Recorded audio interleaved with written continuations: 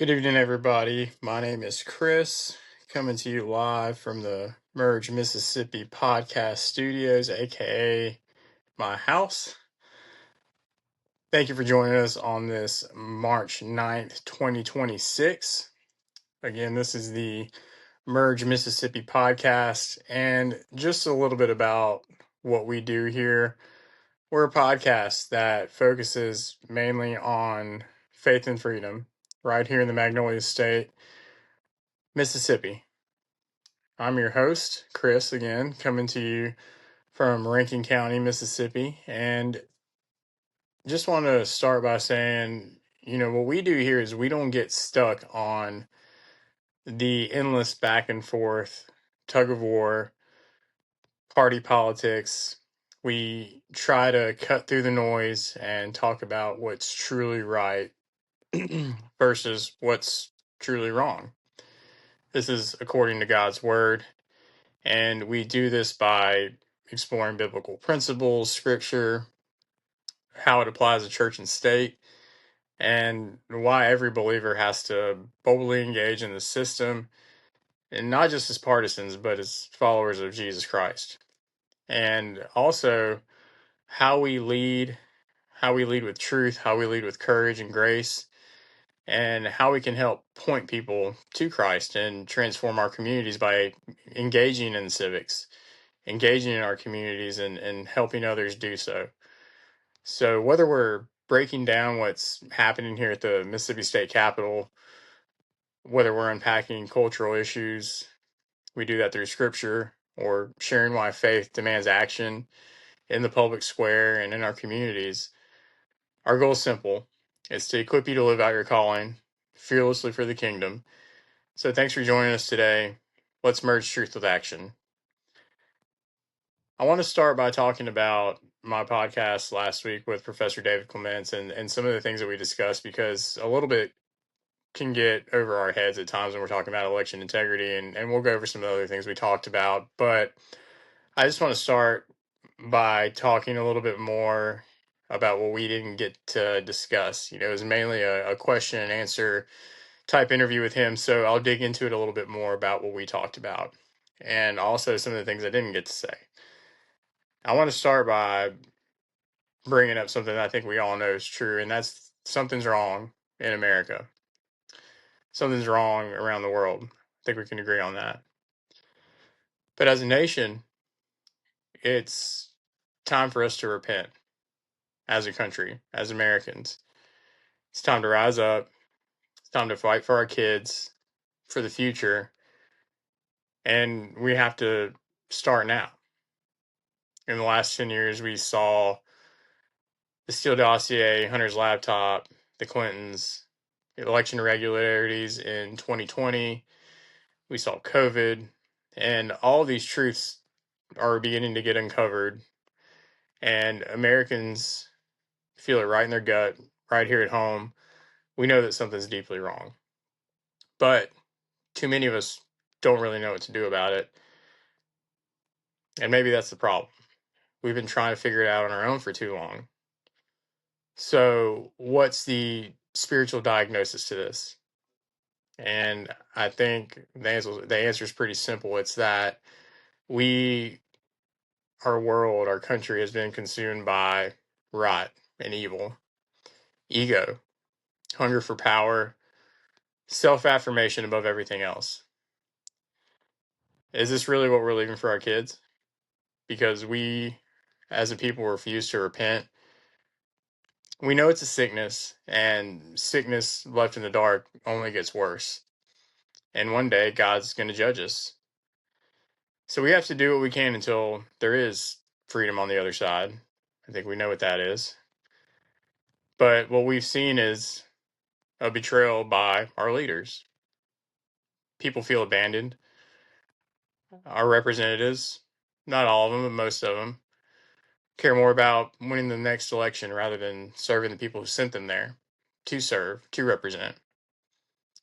Too many are loyal to other countries, to lobbyists, to special interests, and not to America first, or their communities, or the people that elected them.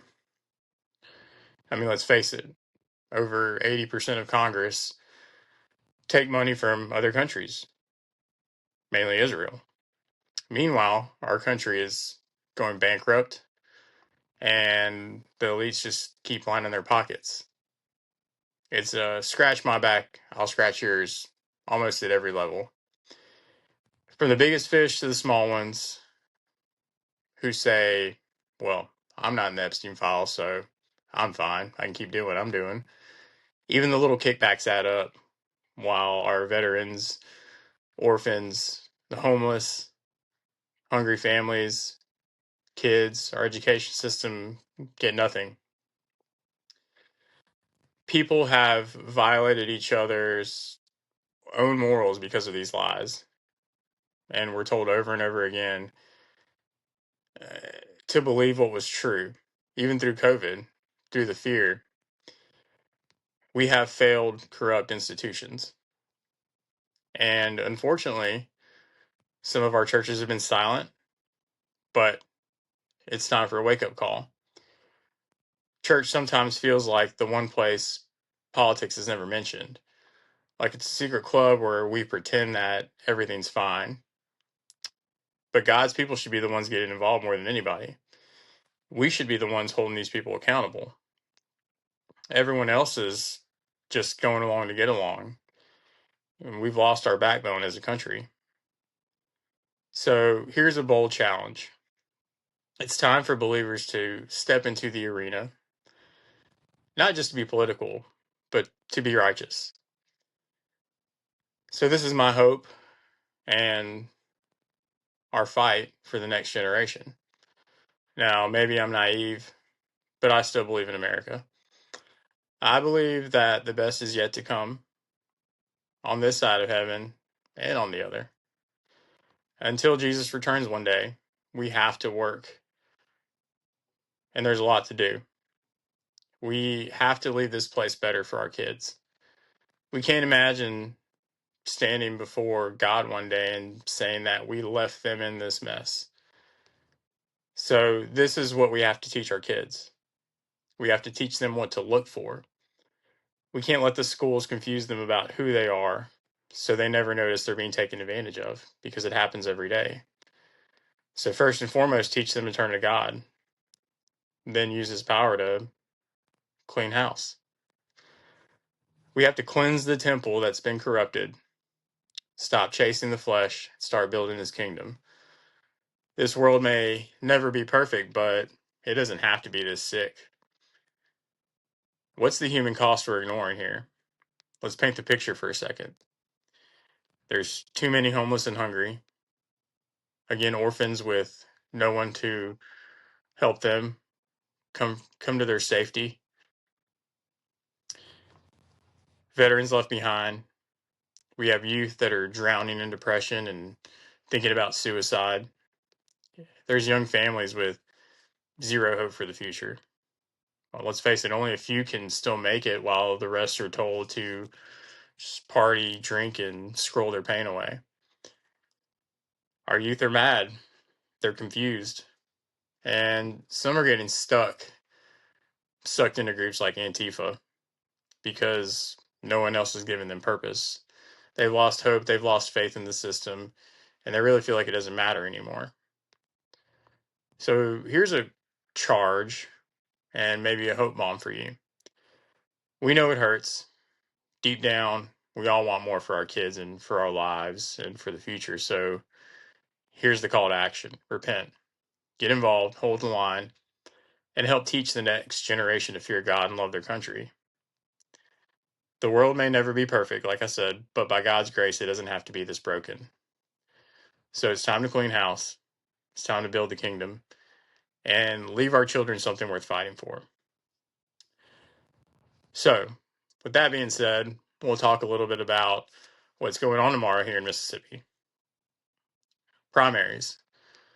Tuesday, March 10th, 2026, Mississippi is going to hold its federal primary elections, also called the statewide primaries, to nominate candidates for the November 3rd general election. This is a party primary day here where voters get to choose their nominee for U.S. Senate, U.S. House of Representatives for our 4 congressional districts. Polls are open 7 to 7, so get in line and vote while you can tomorrow. It's an open primary, so any registered voter can vote in the party that they choose, whether they're Republican or Democrat. There won't be any statewide or local races on this ballot. It's strictly federal. No referendums or state offices will be taking part in this election. So get out and vote. But if no candidate gets the majority of the 50%, then the runoff's going to be scheduled for April 7th, and then the general election will be November 3rd. Some of the key races on the ballot for tomorrow are U.S. Senate, including Cindy Hyde-Smith, who's a Republican here in Mississippi, of course. Incumbent Cindy Hyde-Smith versus Sarah Adlaka, and there's going to be some other possible write-ins, but Cindy Hyde-Smith is seeking a full second term. Our Democratic primary is going to include Scott Collum, Albert Little, Priscilla Till, and some other candidates. The U.S. House of Representatives are all up. All 4 districts are up, including District 1. We'll see the Republican Trent Kelly go unopposed. In District 2, we're going to see the incumbent Benny Thompson face challengers like Ron Eller and Kevin Wilson in the primaries. And in District 3, we're also going to see incumbent Michael Guest up for re-election as well. In District 4, we're going to see Mike Ezel, Sawyer Walters, and mainly for Rankin County area, you're going to be looking at Michael Guest as one of your main selection for that election. So check your polling places at the ballot, and check your polling places on the Secretary of State's website. You can see where to vote and get prepared to do that. Make sure to bring your ID. Mississippi requires photo ID to vote, and get involved. Secretary of State Michael Watson has emphasized voter ID, clean rolls, and preparations. The turnout has been historically low, and I think I saw on a post earlier today where the absentee turnout has been very low already. The circuit clerk handles all of our local details here, so make sure you go get involved. There's no major issues that have been reported so far. A big focus is going to be on the turnout push from both parties. So, like I said, if you're voting tomorrow, make a plan to get out. Your vote decides who advances to November for these key federal seats. I want to talk a little bit about Cindy Hyde-Smith versus Sarah Adlaka for a minute. This is a Republican Senate race between the incumbent Cindy Hyde-Smith and the challenger, Miss Adlaka, and it's heated up a good bit. Like I said, Cindy Hyde-Smith's looking for a full second term. She faces some scrutiny over some past insensitivities, I guess you could say, and some recent gaffes, while Adlaka, a physician and businesswoman, is running on anti-corruption, but she draws fire as a potential Democratic plant. As a pro voter, this impacts your ballot. Here's a balanced look kind of at some controversies from both sides based on some reports and some of the campaign attacks we've seen. Some of Cindy Hyde-Smith's controversies have included remarks in 2018 about public hangings during her runoff against Democrat Mike Espy. She also joked about attending a supporter's public hanging and being on the front row. Critics blasted her as evoking Mississippi's lynching history, the state with the most documented lynchings. Not really a great call back then to be making jokes like that. She called it an exaggerated praise and apologized kind of vaguely in a debate for offending anyone, but accused opponents of weaponizing it. She got some backlash, including from the NAACP, and some condemnation and demands from companies like Walmart for donation refunds. The Confederate Ties and Segregation Academy had some photos surface of her wearing a Confederate hat at Jeff Davis's home, praising his Mississippi's history at its best, and posing with a neo-Confederate activist as well. So didn't really help. She attended and sent her daughters to a segregation academy, private school that was evading integration. She sponsored some bills praising the Confederate soldiers' defense of homeland, which also didn't really help. And she also made a voting rights joke that was caught on video, saying it'd be a great idea to make voting harder for some of the liberal folks. Again, we're going to talk about these things from both sides just to kind of give people some context. She dismissed high food and beef prices by saying you have so many proteins to choose from recently that kind of drew some mockery as of how out of touch she was amid some of these inflation concerns around the country. She ranked dead last in GOP's Senate effectiveness in 2023 and blocked Biden's nomination of Democrat Scott Collum, her likely general election foe, to a federal bench. But Sarah Locke faces controversies as well. She's been called a Democratic plant. There's a bunch of allegations against her. So the GOP insiders question her Republican ability. And not only that, but she didn't register to vote in Mississippi until 2024 after 13 years of living here. She has no prior GOP involvement. She opposed the GOP endorsed mayoral candidate in Gaucher. She praised Kamala Harris in the past, and her messaging aligns with Democrat columns. Speculation that she's splitting votes to weaken Cindy Hyde-Smith's reelection in November as well. She has some campaign attacks on Hyde-Smith that launched recently, including her website spendingcindy.com, which accused Hyde-Smith of using lobbyist funds to bankroll some personal vacations, luxury trips to some resorts with family in Las Vegas. While she refuses lobbyists and PAC money herself, she pushes term limits and anti-corruption. So you'll be the judge of that. She's got some business pushback. She was involved in Jackson's county real estate project, facing local opposition over certificate of need, which was upheld by the Mississippi Supreme Court. Her critics tie it to her anti-establishment stance. No personal scandals, though I did see something recently, which I believe involved her husband and some, I guess you can call it sexual assault uh, lawsuits that took place at their physician's office. Can't remember what year it was, but it's all out there for you to go look at. Nothing directly including her, but certainly her husband. People compared her to Hillary Clinton and their husband's naughty behavior. But she is seen as a political newcomer, testing loyalty to the party. Hyde-Smith has Trump's endorsement and fundraising edge, but Adlaka's outsider pitch could force a runoff on April 7th if nobody gets the 50% plus that they need to win. The polls show Hyde-Smith leading, but controversies may energize turnout. You can check out sos.ms.gov for, like I said, your ballot and polling place.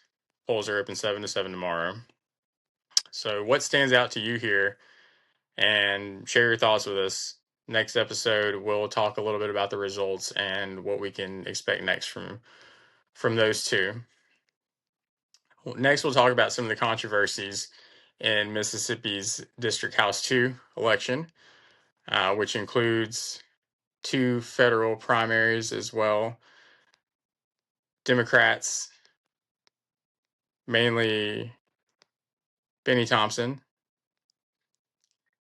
Also, District 3, which highlights past primary backlash over ethics votes.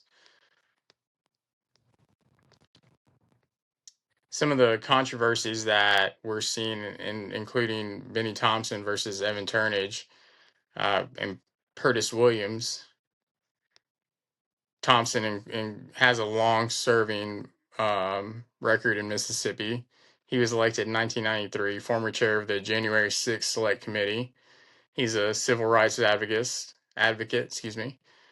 and he's a key figure in securing federal funds for the district, although his district has ranked the poorest in, I think, not only Mississippi, but a big part of the country for a long time.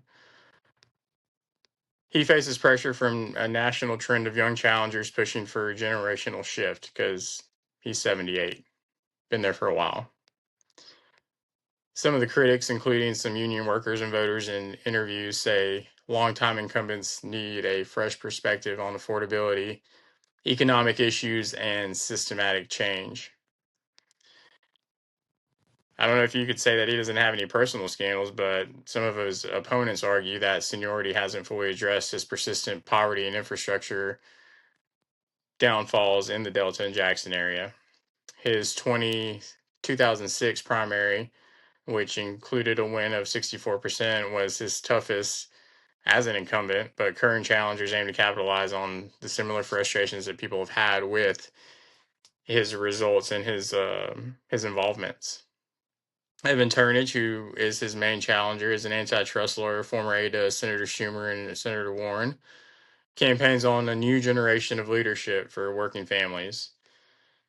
Some of the controversies we've seen with him, as mainly being a Washington insider, he has Senate experience. Some question if he's even truly connected to Mississippi voters versus national Democratic establishment. I don't know if you would say that there's no big personal issues, but his challenge underscores broader debate on aging leadership and safe Democratic seats. So the controversies are limited visibility from him. His campaign emphasizes practical solutions, but not a whole lot of major controversies there. On the Republican side, he faces the challengers of Ron Eller and Kevin Wilson. Ellers, who is a physician assistant, military veteran, lost to Thompson in 2024. Lost in the general to Thompson in 2024. Wilson, Adams County Supervisor, is minimal primary controversies, but they focus on GOP nominee positioning for long shot general election. And then we see Michael Guest in District 3, who's an incumbent seeking re-election, former Rankin Madison DA, elected in 2018. Some controversies there, especially some new ones stemming up. He was forced into a 2022 GOP runoff after voting for bipartisan January 6th commission, which kind of angered the MAGA base.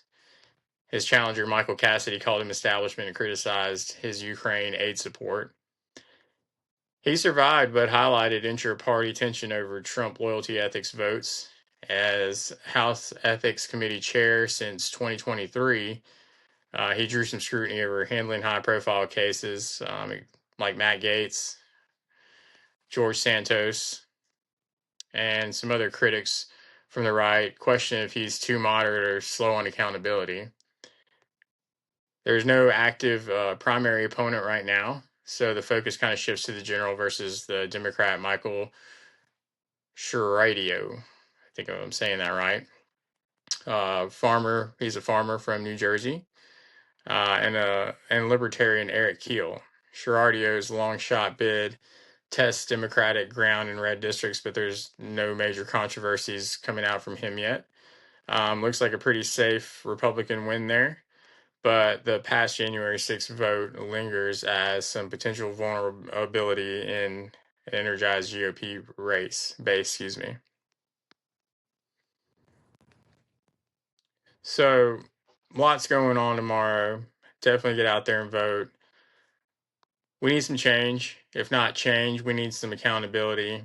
So, you can decide really what stands out to you. And we talk about some of these controversies. There's some good things too, but we need to talk about the things that they face most as far as what they've been, not just critiqued on, but have come out, against their credibility. So stay informed because your vote shapes Mississippi's voice in DC.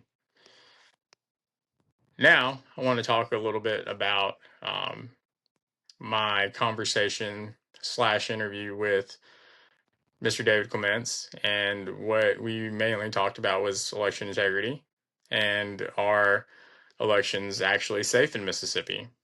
We talked about the election irregularities in 2020, and we'll also talk about the push to clean the voter rolls with the SHIELD Act. So, are U.S. and Mississippi elections truly secure? Critics argue no. As long as paper ballot boxes or electronic systems without ironclad verification exist, manipulation risks remain. Who could exploit them, you might ask?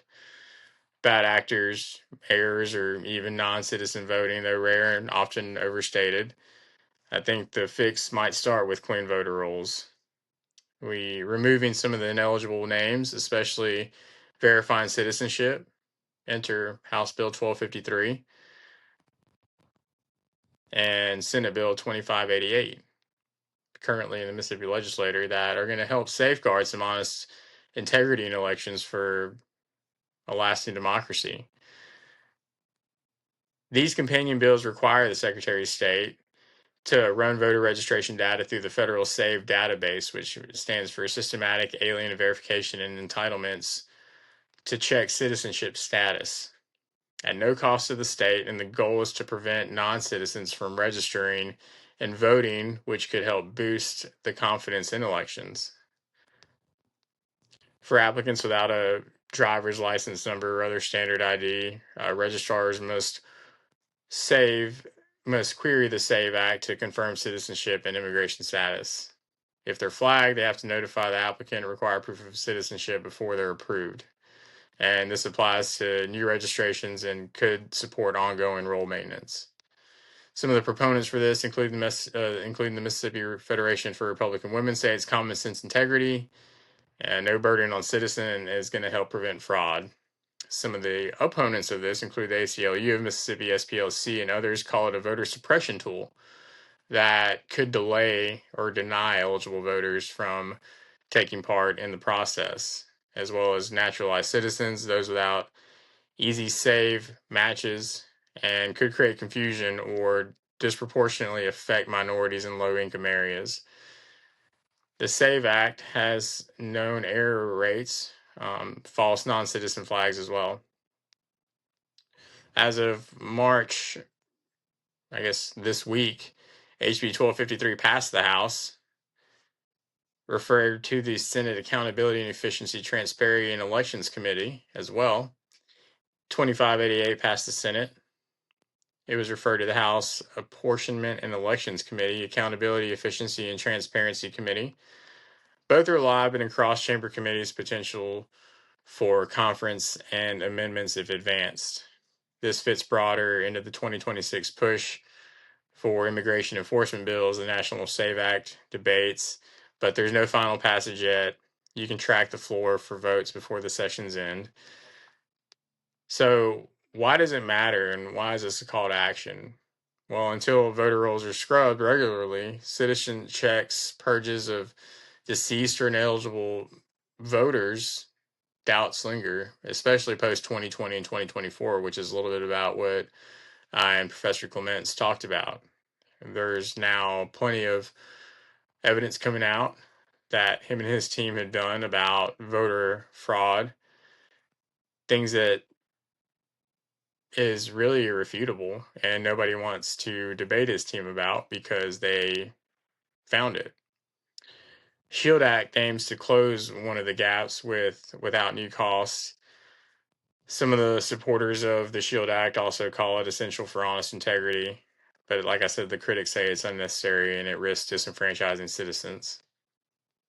You can contact your local representatives and senators to urge action on this if you want to see tighter verification processes, or if you're opposed or concerned about any barriers that may come up. Either way, I think it's necessary. It's a safeguard, and I don't think it's an overreach. I think it's pretty necessary that we scrub some of these voter rules. We have to acknowledge that our electronic voting systems are not 100% safe. I know that that's a big deal right now. I may catch some flack for this, but they can be manipulated. They can be hacked. They do connect to the internet. And as you may have seen in our interview, some of the people tied to the Civic Vanguard system are actually involved in some silencing of some of the whistleblowers that were coming out discussing some of the issues that the system was having, and they're basically trying to silence them. So that may come out later. I think it may be a possibility that they ask some questions after this election But a lot of people don't ask the questions. They don't want to know. I think after elections happen, people are pretty tired of the whole process, and they just kind of take the L, and there's really no more questions asked about it.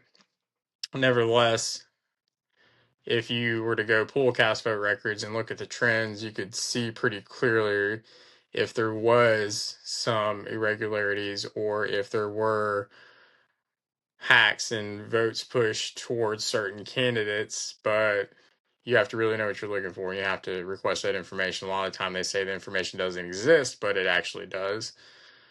It's just a matter of people going and asking for it. I think a lot of our election clerks operate in good faith, thinking that they are doing everything they can, which I think most of them are. But nevertheless, these systems are tied to the internet in some kind of way, and if they're not, they there's basically thumb drives that are plugged into these machines that could have the hacked software downloaded into them, and a lot of them don't know what to look for whenever this information or the predetermined results are loaded onto these machines. It's just a system that's already embedded in there. And so while it may not be directly connected to the internet at the moment, the malware or virus, whatever you want to call it, could be embedded in the thumb drive, which essentially changes results as they're happening. You can look back at our conversation with Professor Clements to learn more about that. Check out his documentary, Let My People Go, to learn more about that. Again, we want to believe that our election process is safe and that is operating the way that it should, but it is important to know that they can be manipulated, they can be hacked, and nothing is 100% fully safe except for, handwritten ballots, which even then can also be, you know, manipulated if they wanted to, but it's a little bit harder then. And then scrubbing the voter rolls, cross referencing, those types of things are going to help clean a lot of that up as well.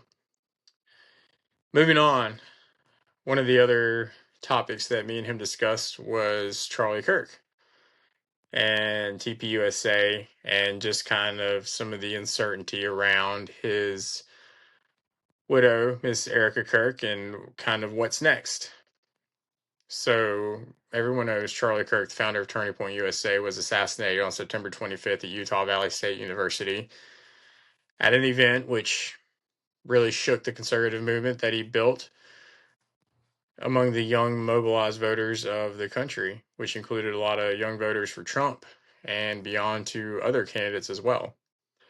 His widow, Erica Kirk, is often referred to Miss Erica Franzi now, who has stepped in as the CEO of Turning Point USA and continues a lot of strong events in his name. The All American Halftime Show, which we recently saw during the Super Bowl 2026, that included Kid Rock, which pulled millions of views. And they have a plan to return for it in 2027 as well. But there's some growing uncertainty and controversy swirling around the whole TPUSA leadership and direction, as well as Miss Erica and kind of what's going on there. Again, not a lot of people want to hear this, not a lot of people want to talk about it, but I think we can all agree that something is kind of strange. There's some insiders and online voices, including some conspiracy claims from figures like Candace Owens, which question her family background, the inconsistencies, some of the lies she's been caught in. There's been a lot of internal purges in the organization, and a lot of people feel that something just isn't right. Charlie's death sparked infighting, staff firings, and theories about motives that have been tied to Israel, AIPAC, and his stance on a lot of what was going on there. They're unsubstantiated. It's a lot more is coming out. Part of mine and Professor Clement's conversation included that we weren't calling Charlie naive, but there was a lot of money involved, and When there's that much money involved and an organization is that big, it's hard for one person who had, I think, the best interest in mind for the organization to kind of keep tabs on everything. And I think essentially there's too much going on. There's some people involved that probably didn't have his best interest in mind or the organization's, and essentially may have sold him out. But once Charlie really started to question things and turned down money, once he even called for a Doge-like investigation into the organization, people really started to kind of get a little uneasy at what could be found. So you're not alone in sensing some of the red flags. Almost everybody I talk to now says, yeah, something's weird there. And I know we don't want to believe that. There's lots of chatter about connections that don't add up.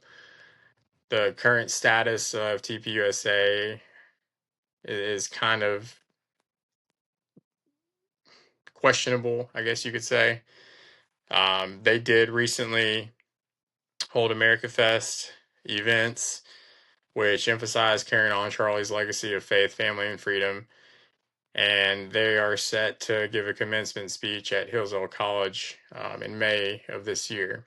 A big part of what we're doing here and why we started doing this was in part to help continue not just Charlie's legacy, but what he was doing among the young voters in the country. And we want to keep that going in Mississippi. So we call ourselves kind of the turning point of Mississippi in the sense that we are very much about holding people accountable, discussing policy, discussing what's right versus what's wrong and principles, not just politics or party. And we give a lot of credit to what he did and what a lot of the people that remain faithful to that movement continue to do. So we will continue that work. While there are a lot of controversies post assassination that include the fallout of staff purges and conspiracy theories, we will also continue to look at developing stories, some online claims about his wife's personal life and background. There's a lot more coming out now about cheating allegations, her behavior post loss. We're not criticizing her per se for her behavior, but there's some things that just don't seem right. And uh, there's a lot of things that don't add up. So while it may not be the most popular topic or conversation, I know a lot of people want to believe that it is what it is, and she's being genuine, which I genuinely hope she is, because nothing major has been verified in these scandals or confirmed, but there is some skepticism that persists in these right wing circles, and like I said, most people I talk to, especially in the 18 to 40-year-olds, admit that just something doesn't sit right with them. But, the broader impact of what TPUSA did was they, helped elect Trump in 2024. A lot of young conservatives say that the movement kind of has new legs independent of one leader. And they ask, what's kind of next for TPUSA. And our goal here at Merge has been that, we aren't going to wait for TPUSA to come and save Mississippi or our communities here at home. Our plan is to have events similar to what they did, but to help mobilize young people in the next generation here in Mississippi through campus activism, political endorsements, and focusing on the culture war.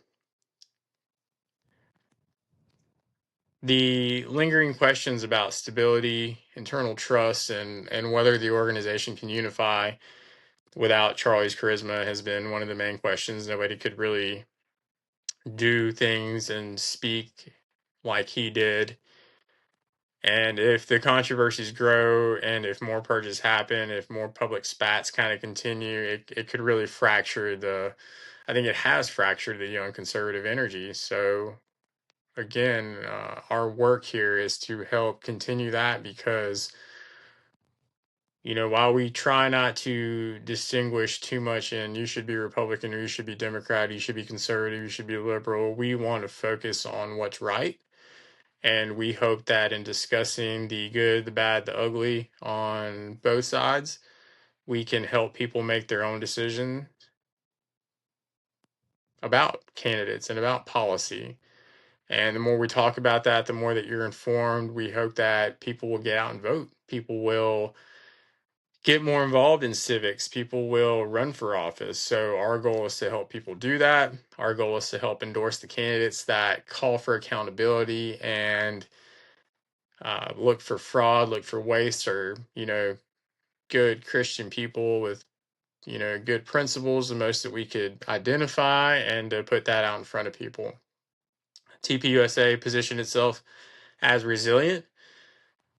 I think they are still trying to play offense with the urgency of what's going on. Many see it enduring as a key player in the GOP youth outreach movement. But again, the uncertainty around his widow's leadership could kind of test that loyalty as we see what happens in the near future. So, like I said, something doesn't feel right to a lot of people, whether it's the leadership transitions, some of the unanswered questions about Charlie's death or his widow's role. We encourage people to dig into sources like their website. There's a lot of independent reports out there.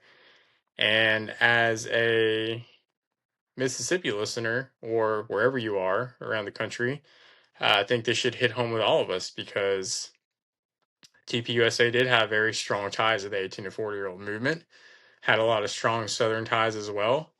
So we want to know what you think. Can TPUSA continue to thrive post Charlie, or is it the uncertainty going to continue to be a red flag? We'd love to hear your take on it, and we'll discuss more as things unfold in the conspiracies and in the future plans. We don't talk about conspiracies. I think we could say, well, that's a conspiracy. Let's just write it off. Let's face it, a lot of things that used to be called conspiracies really aren't conspiracies anymore. That term was created a long time ago so people can get discredited and get written off as crazy or things that don't exist. But just like COVID and just like vaccines and the list goes on and on, we are seeing now that there's plenty of good people fighting to uncover and release the information, and the truth matters, especially in this movement. Moving on, specifically in releasing things, we'll talk about Epstein a little bit. We didn't really get into this as much with Professor Clements, but we did hit on it a little bit. And, he and I think really truly believe that what's going to happen with this in the future here soon is going to tell a lot about what's going on in our country. This goes back to the national repentance of our country that we need to acknowledge is that there is a lot of evil going on. And especially with the whole Epstein saga, it just kind of really starts to reveal where a lot of these people stand and things that they have done. Most recently with twisting the Clintons, we saw Larry Summers, Bill Gates recently issuing some apologies. Um, Even Trump's 2006 ties to it. The scandal refuses to die. Let's face it. I don't think it's going to. I don't think it should. A lot of people say, well, nothing's happening because, people aren't getting walked down in handcuffs. Things are happening. Things are happening slowly. It's going to take time. I have this conversation with people all the time. It's not going to happen overnight. It's going to take months. It might even take a year. Might even take longer than that. I think that it's very systematic in the way that they're going about releasing some of these things and putting some of this stuff out there, because if you just dropped it all at once, it would go away a lot faster. And I think that has to be drawn out. It's just kind of like a drip. They have to let things out slowly so it can stay relevant. And you can't just drop it all at once, or else you're not going to have the infrastructure to hold these people accountable, and trials, and even tribunals, if that's the case, which I don't think is out of the question yet. We talked a little bit about how the National Guard could get involved in elections simply because we know that a lot of people let their foot off the gas when Trump got elected, and a lot of people aren't really participating in elections right now, as we were talking about earlier, in voter turnout, simply because they thought, well, Trump's elected, our guy got elected, we don't have to worry about it anymore. Oh, now all these people are involved in it. Now maybe Trump's involved in it. Now we really don't want to vote. Well, guess what? These people are going to continue to get elected. So taking your foot off the gas is the last thing you need to do. Some of the ongoing file releases and the new investigations keep surfacing. There's connections to powerful figures. Some of the latest bombshells include New Mexico authorities raiding Epstein's remote Zorro ranch amid sex trafficking probes, the House oversight depositions with the Clintons that just took place. If you saw that, you saw some strange behaviors from the Clintons, Hillary and Bill. It's really sad and disgusting to see all at the same time. And we'll discuss a little bit more later how that kind of hits close to home as well. Larry Summers recently resigned from Harvard over the Epstein ties. Bill Gates again admitted affairs that he had with some Russian women that Epstein knew about. And then we saw some resurface reports of Trump kind of cutting ties early on and alerting police about Epstein. Now, this happened in 2006, that supposedly Epstein had visited Mar-a-Lago, and there was some masseuses that were working there that he had requested to go to his house. They went, and then he tried to pull a move on them. They came back, reported him, and then that's when Trump basically called the sheriff and was like, "You need to get this guy. Um, he's, not a good dude. There's some strange things going on with him." But here's kind of the fresh rundown on it. There's no really conspiracy in that. I mean, I guess there might be, but there's just documented updates. Some of the most recent developments in the Zorro Ranch search include the prosecutors A.G. Raul Torres, who launched the criminal investigation and search of Epstein's secluded ranch, which is south of Santa Fe, which recently just took place, and also some of the victims' alleged abuse and trafficking there. There were some brothers of accuser Virginia Giuffre who visited demanding unredacted documents regarding Epstein. And there's a lot of ongoing revelations amid broader Epstein property scrutiny and just different properties that he owned and things that happened there. So the more that gets uncovered, the more that people come forward. Thank God for these, brave men and women and even children who are able to speak on this and to help bring some closure to what's going on. The DOJ Epstein files, the new batches that were released on the 5th and 6th, reports a lot of unredacted information on politically exposed persons, some sexual assault allegations, some unsubstantiated claims against Trump, and there's also a lot of withheld files. The UN experts kind of criticized the flawed disclosures for undermining victim accountability. The Clintons, as we saw in their House Oversight Committee depositions that were released, included 9 hours of closed door interviews with them. Again, Clinton always distanced himself, so he says. He said he met Epstein in 2002 via jet ride for some humanitarian work. Then they parted ways in 2003.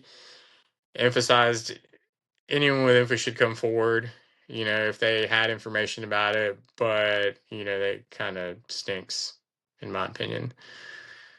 His wife Hillary was very defiant about it. She fought the subpoena and said that she was done with it, thought that it was really just a political ploy and an embarrassment to her and her family. She even said, "I'm done, go ask Trump," and trying to insinuating that he was involved, but she denied any deep ties to him. And the sessions, which even veered into UFOs and Pizzagate questions, Some Republicans seem shifting focus away from the Clintons now. Um, Larry Summers, who has obviously the former Harvard president, Treasury Secretary Lawrence Summers, resigned from teaching and his faculty roles effective in February.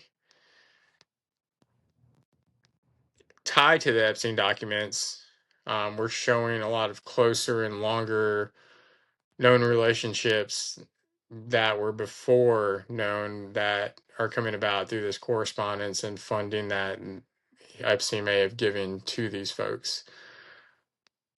The Harvard Review prompted exit, part of a broader, more academic fallout because of the scrutiny on scientists like George Church and Lisa Randall. Bill Gates, who we all know now had a huge part in COVID, his foundation, at a town hall in February, he admitted to affairs with Russian women, a bridge player and a nuclear physicist, while he was married to his wife, Melinda Gates. Supposedly, Epstein knew and discovered them and kind of used it for leverage or threats in the mid 2000s against Gates, in which he apologized for his association with Epstein, but still insisted he did nothing illicit and saw nothing illicit with victims. He never spent time with them, and although that stinks as well, he has ties that stemmed from philanthropy meetings with Epstein and funding as well that they kind of shared with each other. Regarding Trump and his 2006 actions, according to the Miami Herald, they reported that Trump had called the Palm Beach police chief in 2006 after an investigation that went public to say, thank goodness you're stopping him. Thank goodness you're investigating this guy. Everyone has known what he's been doing, Trump said, or that he's been doing this, which I guess they were referring to his behavior and the things that he had been involved with. He claimed that he banned Epstein from Mar-a-Lago and viewed him as a quote unquote creep.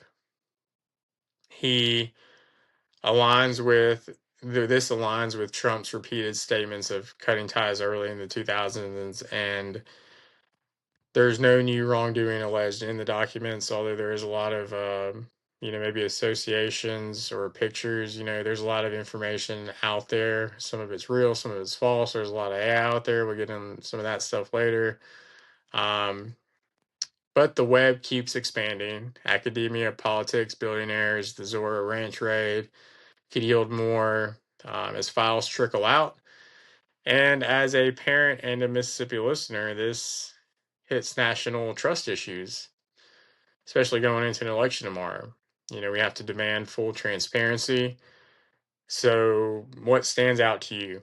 We'd love to know your thoughts. On the next episode, we'll talk more about the things that kind of are released and uncovered. There'll be more victim updates, I'm sure, the ranch findings. So, stay informed on what's going on.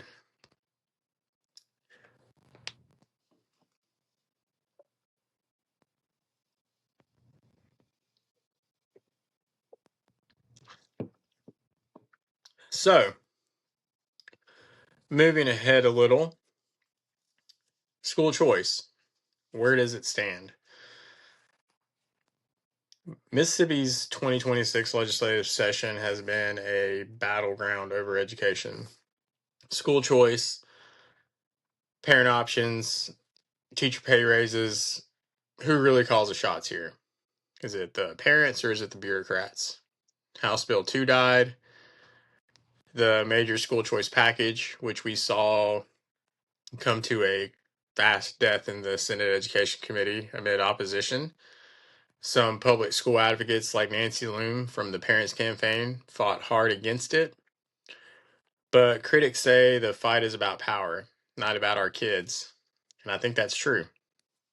So let's break it down a little bit with some facts and let's call out the hypocrisy.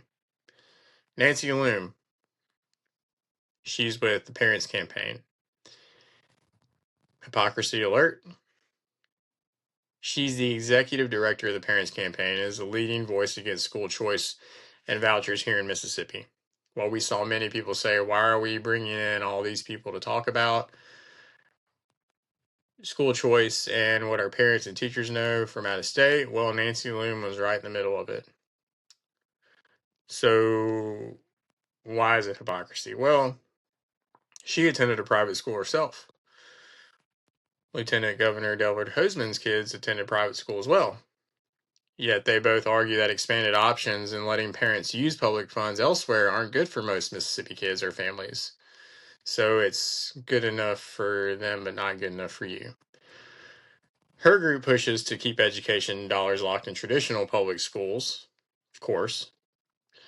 But a couple key facts about Loom is that she reportedly earns around $100,000 plus annually for what appears to be very part-time roles with the Parents Campaign. Less than about 15 hours a week is what we're reading based on public critiques and some patterns that we've uncovered. Now compare that to Mississippi teachers who are still among the lowest paid in the nation, an average of about 40 to 50K, which is far below national levels even after adjustments. So here's a question for some of the listeners, parents, and teachers. Why should someone pay who's paid six figures, often from advocacy and donor funds, tell working class parents and teachers what's best for their kids? Well, we'll take Mike Hurst's take on it. He says, know them by their fruits. Mr. Hurst, who is a conservative advocate and part of the Mississippi GOP, claims that the Parents Campaign is simply a lot about what's good for them. The ACLU, Southern Poverty Law Center, and the Parents Campaign are examples of that you can tell a lot about their policy and principles by who supports what. These groups oppose parents deciding education, favoring continued government control and mandates, and centralized power over your kids. Hearst said that their fight is about power and control and keeping the thumb on parents and kids with government in charge, not you, the parent. So it's past time for freedom, especially in education. Parents know what's best, not the government. By their fruits. These allies resist choice while claiming to protect public schools. Yet Mississippi still ranks near the bottom in outcome despite heavy regulation. Teacher pay raises. What do you really need to know about this? Well, proponents tied raises to HB 2, the House's big education freedom bill that died. But it wasn't true. It was a hostage tactic. Raises weren't going to happen without it, or they were going to happen unless you didn't vote for it. There's a lot of back and forth, but the bundle gave opponents a fair shot. They knew better, but cried foul. And there was a false narrative that was pushed. Vote for choice or no raise for teachers. Not accurate. Separate paths did exist. The Senate, which killed HB2, passed a smaller raise bill earlier of $2,000 per year. And the House recently revived a $5,000 raise, plus extras for special education, for special ed teachers and assistants, post the deadline via amendment and unanimous House support. So even though HB2 died, the House, who passed the school choice bill, still said, you know what, we're still going to give teachers the pay raise they deserve. Even more than the Senate proposed, who killed the bill. So you send me the bill, I'm the Senate, you send me the bill, I kill it, and then I try to give the teachers $2,000. Well, the House said, no, we want to give them $5,000. So now we'll see where that goes with the Senate. Now you'll get to see who really cares and where the power really rests here. It's in the Senate. It's in the Lieutenant Governor's hands. It's his Senate. Kind of whatever he wants goes there. But if the $5,000 raise fails in the Senate, now it exposes those priorities. Blocking choice mattered more than helping teachers, period. And the bottom line is pay raises aren't dependent on killing choice. The Senate could pass both, or at least the raise if they wanted to. The current status and call to action on school choice is stalled. HB2 died, and the Senate prefers limited public to public transfers. Again, this is Lieutenant Governor Delbert Hoseman's stance. There's no major voucher that was pushed that succeeded. Teacher pay remains a flashpoint. If the Senate torpedoes the $5,000 raise per year after killing HB2, it tells you everything you need to know where priorities lean, and that control over compensation or freedom is way more important. So here's a message to parents: demand accountability, support choice for better options, and push legislators, especially the Senate and the Lieutenant Governor Hoseman, to deliver raises without strings attached. Know your reps. Contact them today. Freedom in education starts with informed parents, and that's what we're trying to do. This isn't about public versus private. It's about empowering parents over bureaucrats. If groups like the Parents Campaign win by default, Mississippi kids stay stuck. Next time, we'll talk a little bit more about the updates in the Senate's final move. So share this because parents deserve to know the truth about what's going on. Moving forward, there's a documentary out right now. It's called The Death of Recess. It's on Angel Networks. It's great. And it discusses why the public education system is broken. Some insights from The Death of Recess include, they are made by the filmmaker Spencer Taylor, and they include how an outdated industrialized school model has stifled our kids' natural curiosity, eliminated play like recess time, and prioritized rigid testing over real learning. So what's the result? A system that's failing millions of children academically, emotionally, and creatively. Here's why the evidence shows that public education is in crisis. And this is what the data reveals. Some key facts and statistics show that plummeting test scores and academic decline have continued. The NAEP, or the Nation's Report Card, in 2024, results show historic lows. Only about 22% of 12th graders scored proficient in math, down from previous years, and 35% in reading. Nearly 45% of seniors are below basic in math and 32% below basic in reading, the worst in decades. Eighth graders, just 28 to 35% ish, are proficient in math and science. Nearly 4 in 10 score below basic in science. That's the highest since 2009. And these declines started pre-pandemic. Math peaked in 2013, but worsened post-COVID and have not had a full recovery since. Lower performing students or low income minorities with disabilities, kids with disabilities were hit the hardest, and the gaps just widened there to record levels. There's chronic absenteeism and disengagement among the youth and students, and only about a third of 12th graders who miss 3 or more days of school in the month before the ANAP testing, which was up from 25% in 2019. National rates hit 40% plus in some post-pandemic years. Persistent absenteeism links directly to lower scores and motivation issues.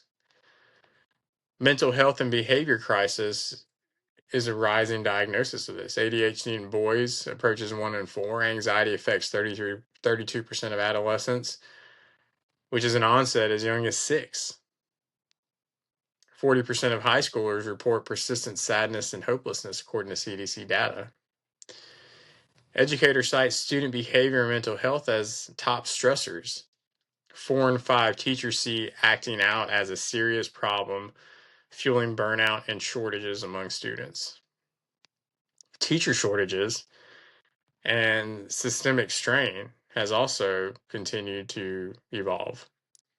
Over 400,000 classrooms lack certified teachers or are filled by underqualified staff, especially in special education, math, and science.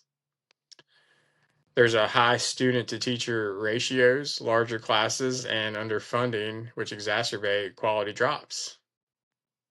In the documentary, they talk about the National Teachers Association. Ms. Pringle, who is the president of that, I think earns upwards of $400,000 or $500,000 a year. Creativity and play was suppressed as well more over the years. George Land's landmark study featured in the documentary include that 90% of 3 to 5 year olds score genius in divergent thinking or creativity, and it drops to 30% by age 10, 12% by 15, and just 2% in adults. Standardized schooling prioritizes convergent, one right answer thinking, educating creativity out of kids. There's reduced recess, and that play harms brains and development. Attention to stress, regulation, and the love of learning. So, why does this matter? Well, these aren't isolated problems, they are a form of a cycle, a rigid, test heavy system that reduces play and engagement, which creates higher stress and absenteeism, mental health issues, which leads to worse outcomes, and a teacher exodus, which leads to even more strain among students. So the documentary really argues that for alternatives, more child centered models emphasizing curiosity, hands on learning, and restored play. This is seen in innovative schools worldwide that help kids learn faster and thrive more. You can stream the documentary on Angel Studios. It's really good. There's a lot of hopeful reforms happening around the country and around the world, but especially in the United States, we're seeing parents and educators and policymakers realize more that it's time to rethink education before the next generation pays the price. Moving forward a little bit while we're talking about education, SB 2103, sponsored by Senator Angela Hill, is a school counselors delete requirement of counselors to abide by the Radical American School Counselor Association Code of Ethics, including keeping a child's gender confusion from parents. It was referred to the House Education Committee. This is Mississippi's push to drop the ASCA code for school counselors. In 2026, the Mississippi legislature pushed this bill through, which, like I said, to the House Education Committee. Senate Bill 2103, sponsored by Ms. Hill, aimed to remove a state requirement that professional school counselors follow the ASCA's Code of Ethics. Critics call the code radical for policies on student gender identity and confusion, including guidelines that may allow counselors to support students privately without notifying parents. For an example, affirming gender exploration in a confidential setting without letting parents know. Some of the supporters argue it protects parental rights and curbs woke ideology in schools. It sparked debate on transparency, ethics, and who guides counselors. And here are some of the key facts as of this month. Some of the bill basics in the original intent, again, on that is what it does. It amends Code 37979 to delete the line requiring counselors to abide by the American School Counselors Association Code of Ethics. And why is there a push for this? Well, proponents, including the conservative groups like Mississippi Federation for Republican Women, claim that the SCA code promotes transgender ideology and demands affirmation of gender dysphoria. It pushes related policies in schools and encourages keeping parents in the dark about a child's gender-related concerns or transitions. So this basically means if your kid wants to learn about it, if your kid wants to talk about it, or they can talk to your kid or push it on your kid and talk about it and not tell you about it. This removes mandates that lets districts adopt their own ethics standards for none tied to the ASCA. The timeline for this, it was introduced in January, passed the Senate, and it is going to be talked about again soon. The House Education amended it heavily, and then it was passed on and amended on March 6th. a unanimous vote of 122-0. So it returned to the Senate for concurrence, but the core ASCA deletion was overtaken. The House stripped the original language and inserted teacher pay raise provisions, $5,000 across the board for certified teachers and extra for special education teachers. Currently, the bill became a vehicle for teacher pay, reviving a stalled raise after another one died. Original counselor ethics change is no longer central. If the Senate concurs or conference happens, the focus shifts to compensation. Opponents say that it prioritizes student confidentiality over parental notification on sensitive issues like gender identity, potentially conflicting with parents' rights. Some advocacy posts frame it as protecting kids from ideology and allowing counselors to opt out of affirming policies. A supporter view of it says that it gives local control. Counselors follow state and district guidelines instead of a national organization, which is seen as progressive, which it should follow state and district guidelines, as opposed to a national organization telling these school counselors what they need to do and keep parents in the dark. A little bit of an outcome twist to this is the bill morphed into the teacher pay vehicle, and the House used it to post deadline loophole after pay bill stalled.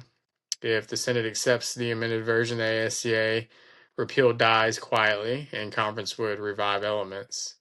A broader tie into this is it fits ongoing Mississippi debates on parental rights, gender policies in schools, and education control, similar to school choice fights and ethics transparency. So you can track more of this on billstatus.ls.state.ms.us. That's Senate Bill 2103. You can also look for it on Legiscan for updates, and we'll talk about it more as we hear more. But this bill highlights tensions between national standards, local control, and family involvement in schools. So, is dropping the ASCA a win for parents or a risk to counselor professionalism? We'll discuss this more on the next episode. Moving on to HB 1310, the Mississippi Open to Religion Act Freedom, which is a fight for religious liberties in schools. While the legislative session is still ongoing, the Mississippi Open to Religion Act passed the House with an 80-35 vote on February 11th or the 12th to protect voluntary religious expression in public schools. Sponsored by Representative Charles Blackwell of Ellisville and others, it aimed to create a clear, constitutionally sound framework for prayer, Bible reading, and religious activities. 100% voluntary with strong safeguards, but it died in Senate committee on March 3rd, and it lacked traction there. The deadline passed without action. This episode will break down the bill a little bit more and why it mattered and what the failure means for religious liberty in Mississippi schools. Key provisions of 1310 require public school districts and non-sectarian charter schools to adopt policies allowing voluntary student employee participation in group prayer or religious activities during the school day. It explicitly allows voluntary prayer, reading of the Bible, or other religious text to an individual or group participation. It's 100% voluntary, like I said. It's an opt-in program, which requires written parental consent for minors, no forced exposure. Opt-outs must be not within earshot or separated, and not during instructional time to avoid disruption. This is a faith-neutral thing. It applies equally to all religion. There's no favoritism or coercion. And it aligns with the U.S. Supreme Court's 2022 Kennedy versus Bremerton decision, which affirmed First Amendment protection for voluntary religious expression. This is kind of the same as a coach's post-game prayer, if you will. And it's shifting away from older strict separation tests toward history and traditional analysis. Supporters argue this bill codifies similar protections to reduce hesitation or legal fears in schools from anyone that participates in it. So why this matters and what the push is of proponents like conservative groups and faith-based advocates, they framed it as restoring religious liberty. Religious liberty doesn't stop at the schoolhouse door. It is aimed to provide a legal clarity for voluntary activities amid perceived uncertainty post the Kennedy decision. Some of the opponents, you guessed it, the ACLU of Mississippi opposed it and positioned it as risking church versus state separation. Not true and doesn't exist. Worried about potential coercion or establishment issues despite opt-in consent rules. There has been urged calls to senators on the Senate Accountability and Efficiency and Transparency Committee to move it forward before the deadline. Many alerts emphasized urgency for committee action. So the current status and outcome passed the House overwhelmingly 80 to 35, mostly partisan Republican support as you would expect. It was referred to the Senate. The Education Committee, the Accountability, Efficiency, and Transparency Committee as well for procedural push, but it failed and died in committee on March 3rd. No further action, session rules killed it without Senate floor vote or concurrence. No revival was noted in March of 2026. Dominated headlines instead amid the teacher pay and the choice fight. So if 1310's failure frustrates you, contact your senator, talk to them about it. There's still hope here. Check your districts, again, via legiscan.com. You can track similar bills to this as well. This highlights ongoing tensions that include voluntary faith expression versus concerns over separation. Parents, faith leaders, religious freedom in schools is worth defending. So share this with your friends, talk about this more. Mississippi kids deserve options that respect beliefs without coercion. Moving forward, another bill that was discussed in the Senate, protecting kids on the internet. I call this segment Beyond Social Media, Games, VR, and Real World Dangers. Social media is bad enough for kids. Grooming, exploitation, nudes, via Snapchat. Literally, that's what the app was built for. Sending pics that disappear. And there's predators everywhere. But the real hidden threats, I think, come from online games. VR worlds like Roblox, Discord chats, VR chats.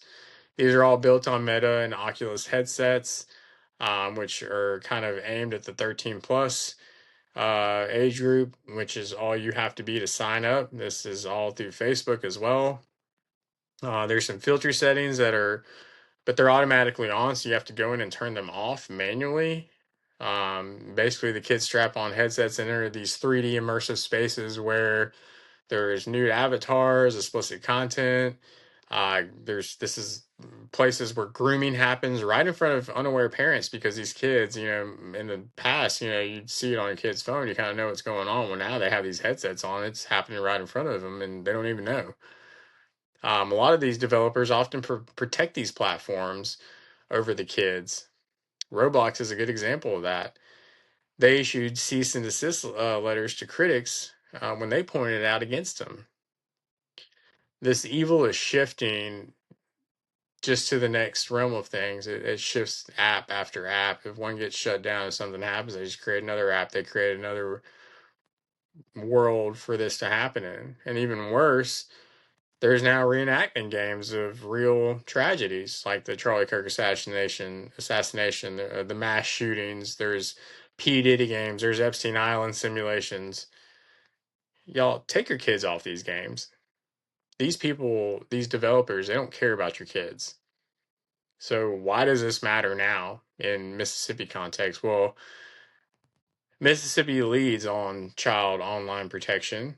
The Walker-Montgomery Protecting Children Online Act, HB 1126 of 2024, requires age verification and parental consent for social media, which was upheld by the Supreme Court in 2025. Platforms likely Blue Sky block Mississippi access rather than complying with it. 2026 bills like 2024, the Keeping Kids Safe Online, and Senate Bill 2388 Kids Online Protection and Anti-Grooming Act push further safeguards against interactive services like this, which can include grooming and harmful content, focusing on providers prohibiting minors access or requiring verification to log on to these platforms. But laws target social media more than they do the games, like virtual reality, Roblox, Discord, these VR chats, which often evade the stricter rules. And this is where the predators are exploiting the voice chats, the avatars, and the anonymity behind them. There's real risks here.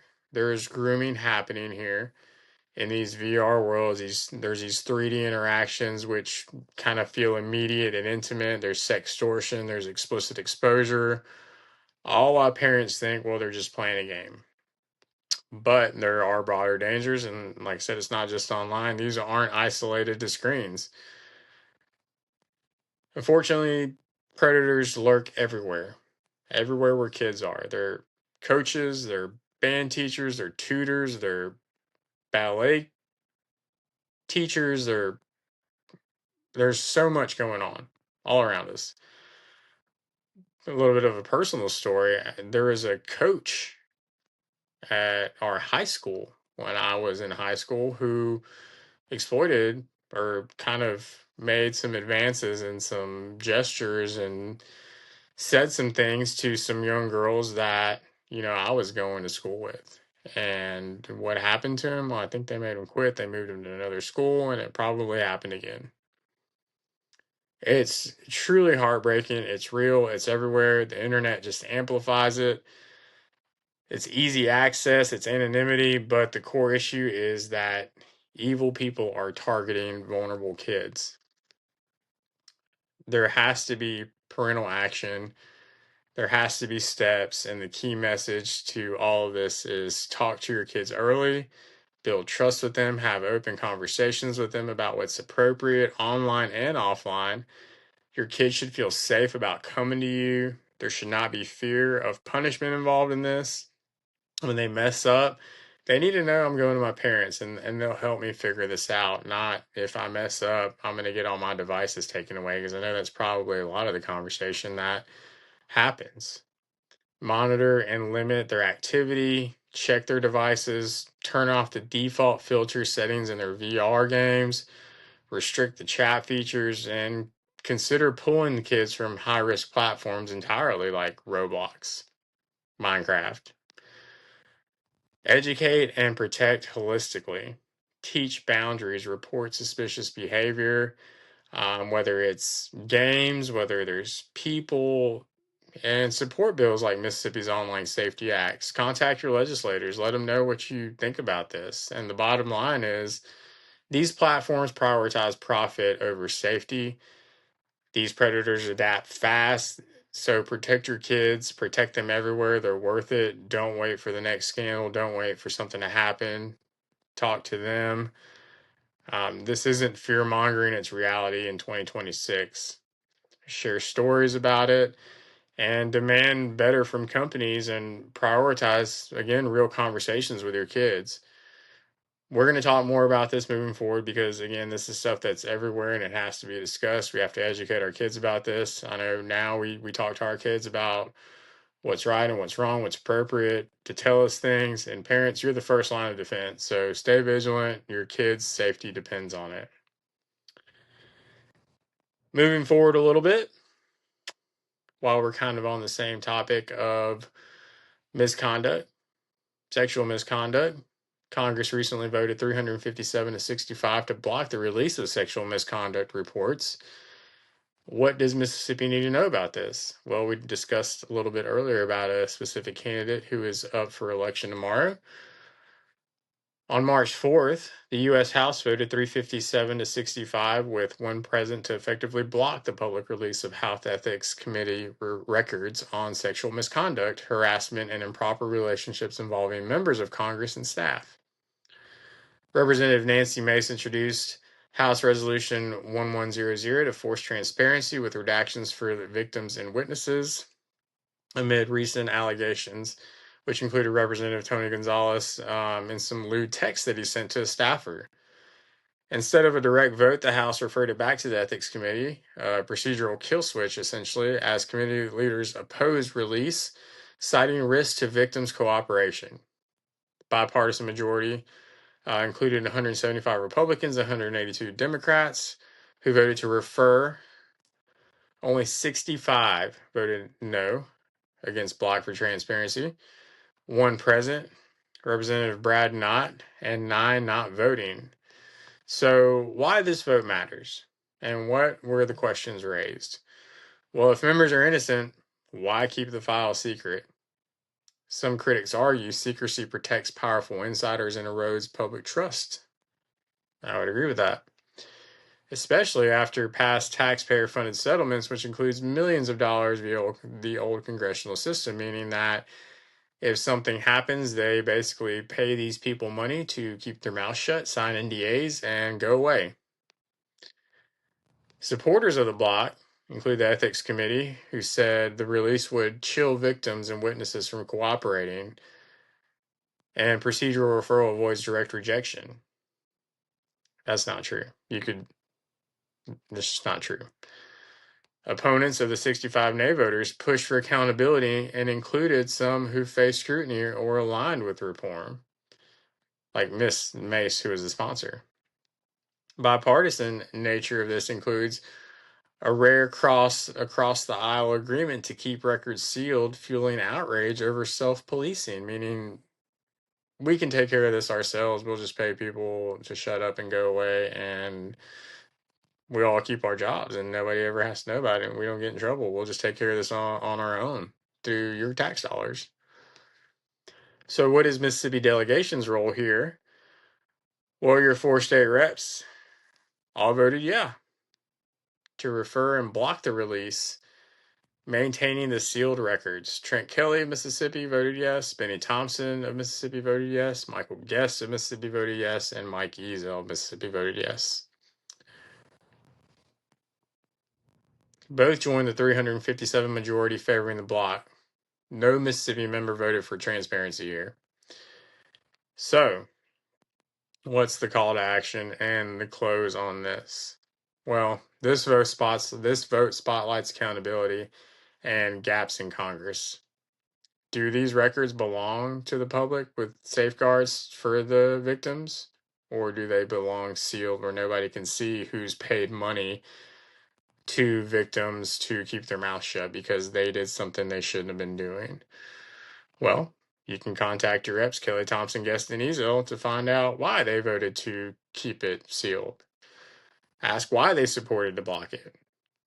We'll talk about this more as it unfolds. We'll see if this affects any of the primaries tomorrow, but my guess is probably not.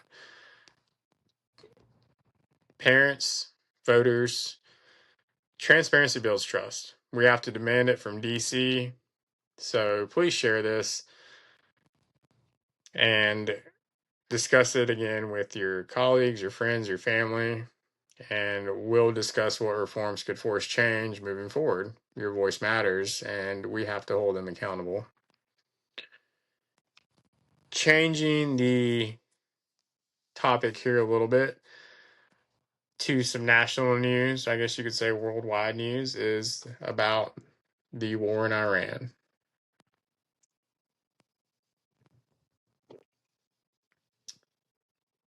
The latest developments in the 2026 Iran war, we're on day 10 of this Operation Epic Fury, the U.S.-Israel war against Iran, which officially launched on February 28th, again called Operation Epic Fury, has entered its second week with no signs of de-escalation.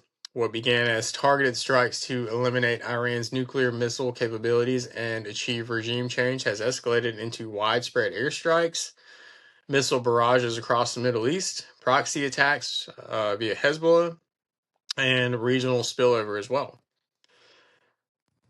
President Donald Trump gives mixed signals, claiming goals are very far ahead of schedule and the war could end very soon, but not this week, while warning of harder hits if Iran disrupts oil flows, which we've already seen. Oil prices have surged past $100 a barrel. Global markets are rattled. We've seen casualties mount on all sides. Again, some of the latest developments include Iran's leadership shifting. The Assembly of Experts named Mojtaba Khamenei, son of slain Supreme Leader Ayatollah Ali Khamenei, killed in opening strikes as the new Supreme Leader. A hardliner with deep IRGC ties who pledges continuity of defiance, and Trump called him unacceptable. Iran rallies in support amid ongoing bombardment. Ongoing strikes and counterattacks include U.S. Israeli forces that continue heavy airstrikes on Tehran, Isfahan, and the IRGC command centers, missile facilities, and oil depots, as well as refineries, which include Tunguyen, Saran, which have caused the massive fires, and the IDF claims major degradation of Iran's ballistic missile stockpile and production areas. So Iran launches repeated ballistic missiles and drone barrages back at Israel, which has kind of turned into a cluster of munitions that have been reported impacts in central Israel, which have killed and wounded civilians, plus the attacks on the Gulf states, over 15 missiles, I think like 2 dozen drones that hit earlier this week. The Bahrain refinery fire, which is probably still burning as we speak, a lot of injuries there. Kuwait, Saudi Arabia, and Qatar were also part of this. A missile that entered Turkish airspace, which NATO intercepted, and Hezbollah ramps up rocket and drones strikes from Lebanon. So there's a lot of casualties, a lot of impact here. Israel notes 11 killed from Iranian strikes and more impacts in densely populated areas. The U.S. has announced the seventh service member killed from the Space Brigade. Excuse me, from the Space Brigade, a sergeant who was killed in Saudi Arabia. In Iran, thousands of IRGC Army personnel reportedly have been eliminated. There's been some civilian deaths that have been reported from strikes. They claim that the school was hit earlier by U.S. Israeli forces. And then on the regional side of it, dozens have been wounded in Gulf attacks. There's been massive Lebanese displacement, over 500,000, I think. It's really an over environmental alerts from the fires, from the oil fires that have been taking place over there. Again, Trump's messaging has included that this is a conflicting war that is pretty much well complete, very far ahead of schedule, yet it's ongoing. There's no diplomacy room per Iranian officials, according to them, and the U.S. goals include preventing nuclear weapons for a very long period of time. Iran vows long war ready for ground invasion if needed. What are the broader effects of this? Well, we talked about it. The oil shock, it's the highest since 2022. There's been stranded travelers. There's been a lot of anger in Arab states over Iranian strikes. The Israelis largely back the war. There's about 93% of Jewish support per polls over there, despite the hits that they've taken. And how does this affect us? Well, this conflict risks wider regional war in that area, but obviously also anyone who is living domestically who may try something. The Gulf escalation proxies like Hezbollah have been ramping up their activities. You can track a lot of this live via Al Jazeera, CNN, Fox. Everybody's talking about it right now. And this is really, how does this affect us here in Mississippi? Well, global energy spikes could hit local gas prices hard. So, we should discuss how far away wars can affect home, supply chains, costs, etc. Share your thoughts if you have some on this and what you think the end game is. We'll talk about this more as it unfolds. But for now, we are going to focus on what's coming up soon, well, as in tomorrow, the primary. Again, it touches on many weighty issues. Choosing the leaders who go into these federal offices and are part of these decisions. We have to evaluate these candidates amid these controversies. ensuring that election integrity and clean voter rolls are happening, or excuse me, our clean voter rolls are, you know, being cleaned. We have to make sure that we're protecting our religious expression in schools, reforming education to prioritize parental rights and our children's well being. We have to make sure that we're safeguarding children from online and real world dangers and demanding transparency and accountability from those in power, as well as navigating global conflicts like the ongoing war, which is involving Iran.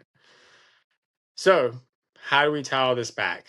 Well, the Bible offers timeless guidance on these matters, emphasizing God's sovereignty over nations and leaders. And we have to make the call to pursue justice, truth, integrity, and peace. This is our responsibility. It's to protect the vulnerable, especially children, and the importance of wise and righteous choices in civic life. So, here are the key scriptures that I think are kind of grouped to the theme of what we discussed. Hopefully, these are some good reflection points for you in prayer or sharing these with other people tonight and in the coming days and in the coming weeks and months of what's going on in our world. So, on elections, choosing leaders and government authority, God establishes authorities and calls us to participate wisely while trusting his ultimate control. Romans 13:1, let everyone be subject to the governing authorities, for there is no authority except that which God has established. The authorities that exist have been instituted by God. Daniel 2:21, he changes times and seasons. He deposes kings and raises up others. He gives wisdom to the wise and knowledge to the discerning. Proverbs 29:2, when the righteous increase, the people rejoice, but when the wicked rule, the people groan. Exodus 18:21, advice to Moses on selecting leaders. But select capable men from all the people, men who fear God, trustworthy men who hate dishonest gain, and appoint them as officials over thousands, hundreds, fifties, and tens. 1 Timothy 2, I urge then, first of all, that petitions, prayers, intercessions, and thanksgiving be made for all people, for kings and all those in authority, that we may live peaceful and quiet lives in all godliness and holiness, on integrity, corruption, and controversies in leadership. Scripture condemns corruption and calls for honest, righteous rulers. Proverbs 29:12, if a ruler listens to lies, all his officials become wicked. Proverbs 11:3, the integrity of the upright guides them, but the unfaithful are destroyed by their duplicity. Proverbs 16:12, kings detest wrongdoing, for a throne is established through righteousness. Isaiah 1:23, rulers are rebels, partners with thieves. They all love bribes and chase after gifts. They do not defend the cause of the fatherless. The widow's case does not come before them.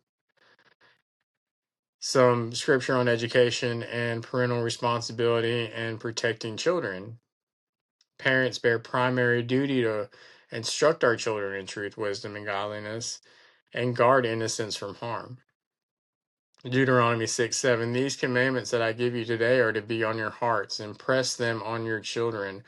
Talk about them when you sit at home and when you walk along the road, when you lie down and when you get up. Proverbs 22:6, start children off on the way they should go, and even when they are old, they will not turn from it. Ephesians 6:4, fathers, do not exasperate your children. Instead, bring them up in the training and instruction of the Lord. Proverbs 1:7, the fear of the Lord is the beginning of knowledge, but fools despise wisdom and instruction. Matthew 18:6, if anyone causes one of these little ones, those who believe in me, to stumble, it would be better for them to have a large millstone hung around their neck and to be drowned in the depths of the sea. A strong warning against harming children's innocence, I believe. A little bit on religious freedom, prayer, and faith expression. God values voluntary worship and protects the right to express faith without coercion. Galatians 5:1, it is for freedom that Christ has set us free. Stand firm then, and do not let yourselves be burdened again by a yoke of slavery. Matthew 5:16, in the same way let your light shine before others, that they may see your good deeds and glorify your Father in heaven. This encourages visible faith. Acts 5:29, Peter and the other apostles replied, "We must obey God rather than human beings." On election integrity, truth, justice, and clean processes, God demands honesty, just measures, and truth in all dealings, including civic ones. Proverbs 11:1, the Lord detests dishonest scales, but accurate weights find favor with him. This applies to fair processes. Micah 6:8, he has shown you, O mortal, what is good, and what does the Lord require of you, to act justly and to love mercy and to walk humbly with your God. Proverbs 12:22, the Lord detests lying lips, but delights in people who are trustworthy. And finally, on war, conflict, peace, and global turmoil, Scripture acknowledges war's reality but points to God's desire for peace and justice. Isaiah 2:4, he will judge between the nations and will settle disputes for many peoples. They will beat their swords into plowshares and their spears into pruning hooks. Nation will not take up sword against nation, nor will they train for war anymore. Psalms 46:9, he makes war cease to the ends of the earth. He breaks the bow. He breaks the bow and shatters the spear. He burns the shields with fire. Matthew 5:9, blessed are the peacemakers, for they will be called children of God. So, finally, as you vote tomorrow in Pearl and Rankin County in Mississippi, again, you can check your precinct and ballot at sos.ms.gov. Pray for wisdom. James 1 says, seek leaders who reflect righteousness and trust that God reigns over every outcome. Psalm 47:8 says, God reigns over the nations. God is seated on his holy throne. Your vote is a stewardship. Use it prayerfully. If any of these verses resonate with you, please share this with everyone. Share this with your family. Share this with your friends. Again, get out and vote tomorrow. Polls close at 7. That's it for Merge Mississippi tonight. Again, I'm Chris coming to you from Rankin County. We appreciate you. See y'all later. God bless.